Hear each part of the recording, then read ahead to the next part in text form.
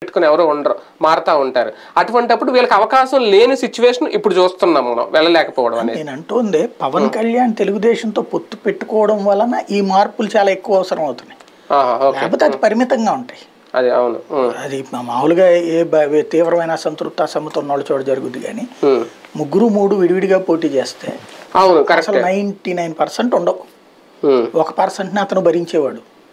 పవన్ కళ్యాణ్ తెలుగుదేశంతో పొత్తు పెట్టుకోవడం వల్ల ఇన్ని మార్పులు జరుగుతున్నాయి. Simple logic. ఎందుకు అక్కడ 2 కులాల ఈక్వేషన్స్ కలుస్తున్నాయి, ఆ 2 కులాలతో పాటు ఇంకే కులాలు కలుస్తే లెక్కేసుకుంటారు. అప్పుడు మిగతా కులాల్లో ఎవరికి అసంతృప్తి ఉందో లెక్కేస్తారు. వాళ్ళల్లో బీసీల్లో ఫర్ ఎగ్జాంపుల్ ఏ కులపు వాళ్ళు ఎక్కువ ఉన్నారు, ఈ లెక్కలు ఉంటాయి. ఇట్లాంటి ఇన్ని సమీకరణాలకు కారణం అవుతుంది పవన్ కళ్యాణ్ అండి. అంటే వాళ్ళ బలం పెరగడం, వైసీపీ బలహీనం అవ్వడం అని కూడా అనుకోవచ్చా మరి? బలహీన పడేటట్టయితే కనుక జగన్ నిర్ణయాలు ఇట్లా మార్చుకోడు. ఇప్పుడు బలం తగ్గడం వల్ల నిర్ణయాలు అనేది పొత్తుల్లో ఎత్తు అంటారు, అంతేగాని బలహీన పట్టడం అనేది ఎప్పుడు ఉంటుందంటే గత్యంతరం లేక ఎవడో ఒకటి రా అని చెప్పి అనుకునేది బలహీన పడినప్పుడు. ఇక్కడ ఆ సిచ్యుయేషన్ కాదు కదా. ఒక అధికారంలో ఉన్న పార్టీ బీసీలను అంత పెద్ద ఎత్తున పెడుతుందంటే తెగింపు అవుతుంది. అవును.